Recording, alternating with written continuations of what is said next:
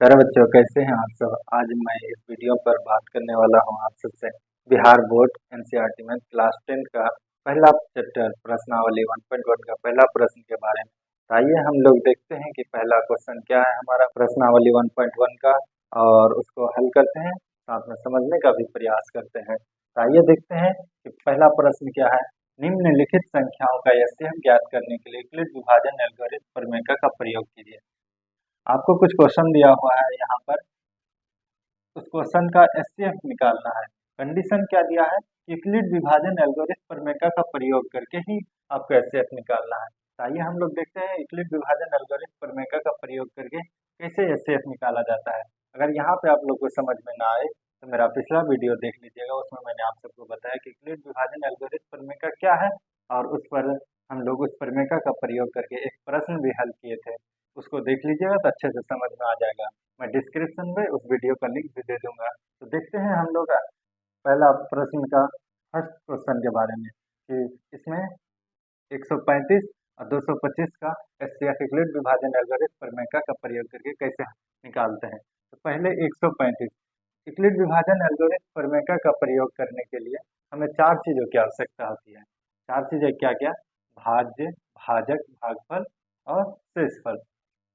तो हमें यहाँ पे दो टर्म दिया हुआ है, तो हम इसको भाजक मानते हैं, इसको भाज्य मानते हैं। 135 आपका भाजक हो गया, 225 भाज्य। अब इसको हल करते हैं थोड़ा सा। 135 को एक बार में कटाइए, 225 से 5 में 5 घटा 0, 12 में 3 घटा 9, ठीक है। अब 90 को भाजक बनाइए, 135 को भाज्य।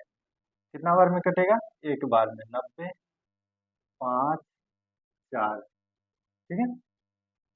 फिर 90 को भाज्य बनाइए, 45 को भाजक।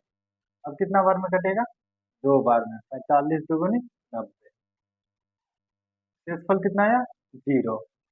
भागफल भी प्राप्त हो गया, शेषफल भी प्राप्त हो गया। अब हम लोग देखते हैं यूक्लिड विभाजन प्रमेय का कैसे काम करता है। तो हम लोग यहाँ पे पहले लिखते हैं यूक्लिड विभाजन एल्गोरिथम प्रमेय से। यूक्लिड विभाजन एल्गोरिथम प्रमेय से यूक्लिड विभाजन एल्गोरिथम प्रमेय का एक सूत्र है, ए बराबर बी क्यू प्लस आर। ये क्या है आपका, भाज्य, बी भाजक, क्यू शेषफल, आर क्यू भागफल, आर शेषफल।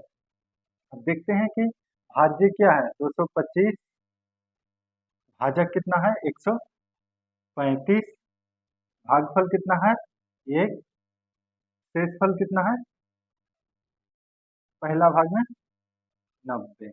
अब 135 को फिर भाज्य बनाते हैं, 135 को भाज्य बनाए तो भाजक कितना है 90, भागफल कितना है 1, शेषफल कितना 45। अब फिर क्या करते हैं, 90 को भाज्य बनाते हैं, भाजक 45, भागफल 2, शेषफल 0। आर बराबर कितना आया, शेषफल 0। यूक्लिड विभाजन प्रमेय का यह कहता है कि जिस भाग पर आपका शेषफल 0 आए, उस भाग का जो भाजक है वो आपका एचसीएफ कहलाएगा। क्या कहता है कि जिस भाग पर आपका शेषफल 0 आए, उस भाग का भाजक आपका शेषफल कहलाएगा। तो इस भाग पर देखिए तो आप लोग, इस भाग पर शेषफल 0 आया, इसका भाजक कितना है 45। तो 45 जो है 135 और 225 का एचसीएफ होगा। तो यहाँ पे लिखिए एचसीएफ बराबर 45, एचसीएफ बराबर 45। यहाँ पे आप लोग और थोड़ा सा एक लाइन बढ़ा दीजिए, एचसीएफ किसका 135 और 225 का कितना आया 45। आप लोग को समझ में आ गया होगा, इसको कॉपी पर नोट करते चलिए। अगर जिसको समझ में नहीं आया होगा, हम लोग दूसरा प्रश्न हल करते हैं, यहाँ पे गौर से देखेंगे उनको समझ में आ जाएगा। दूसरा प्रश्न है 196 और 38,220। तो इसमें छोटा टर्म कौन सा है 196। तो 196 को भाजक बनाते हैं, 38, 22, 0 को भाज्य बनाते हैं। कितना बार में कटेगा, पहले एक बार में घटाइए 196 घटाइए 12 में 2 में 6 नहीं घटेगा तो 1 लीजिए तो 12 हो गया 12 में 6 घटा 6 यहाँ कितना बचा 7 7 में 9 नहीं घटेगा 1 लीजिए 17 17 में 9 घटा 8 इसके पास कितना बचा 2 2 में 1 घटाइए यहाँ से फिर 2 उतारिए अब कितना बार में कटेगा 196 9 बार में कटाइए 9 6 के 54 5 9 9 में 81 5 86 8 9 8 17 घटाइए 2 में 4 घटेगा नहीं 1 लीजिए 12 हो गया 12 में 4 घटा 8 इसके पास कितना बचा 5 5 में 6 घटेगा नहीं इससे 1 लीजिए 15 15 में 6 घटा 9 7 में 7 गया 0 1 में गया 0 है ना खत्म अब 0 यहाँ 0 उतारिए फिर कितना बार में कटेगा 5 बार में कटेगा 5 6 के 30 3 5 9 में 45 3 48 4 5 एकम 5 6 9 0 में 0 खत्म सॉरी यहाँ पे क्रॉस का चिन्ह बिठे 8 में 8 गया 0 9 में 9 गया 0 r बराबर 0 आ गया आप यहाँ पे लिखिए r बराबर 0 आ गया यूक्लिड विभाजन एल्गोरिथम प्रमेय पर बैठेगा यहाँ पे लिखिए यूक्लिड विभाजन एल्गोरिथम प्रमेयिका से यूक्लिड विभाजन एल्गोरिथम प्रमेयिका का सूत्र क्या है a बराबर बी क्यू प्लस आर ये क्या है भाज्य b भाजक q भागफल r शेषफल तो मेरा भाज्य क्या है 38/0 भाजक कितना है 196 भागफल कितना है 195 शेषफल कितना है 0 r बराबर कितना आया 0 जब r बराबर 0 आए तो जिस भाग पर 0 आता है शेषफल उसका भाजक जो है आपका भागफल कहलाएगा सॉरी उसका भाजक आपका एचसीएफ कहलाएगा एचसीएफ बराबर 196 किसका तो यहाँ पे आप लोग लिख सकते हैं एचसीएफ ऑफ किसका 196 38/0 का कितना आया 196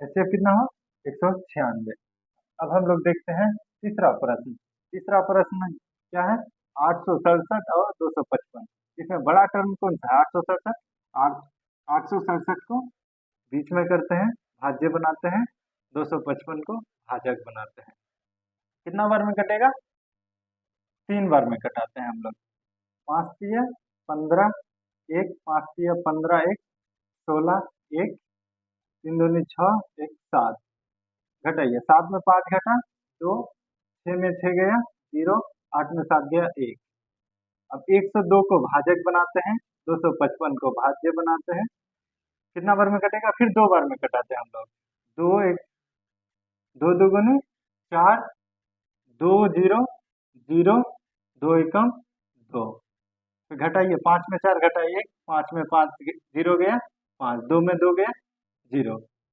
51 कितना है 51 को अब भाजक बनाते हैं और 102 को भाज्य बनाते हैं कितना बार में कटेगा 2 बार में 2 एकम 2 2 पंच 10 और बार 2 में 2 गया 0 0 0 ठीक है तो जब लास्ट में 0 बचता है तो वहाँ पे 0 ना बचेगा हम लोग क्रॉस का चिन्ह बताते हैं हम लोग को बचपन में ये सब सिखाया गया था आप लोग को भी सिखाया गया होगा तो कितना है r बराबर 0 अब यहाँ पे लिखिए यूक्लिड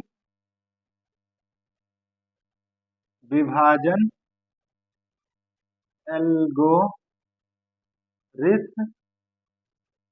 प्रमेयिका से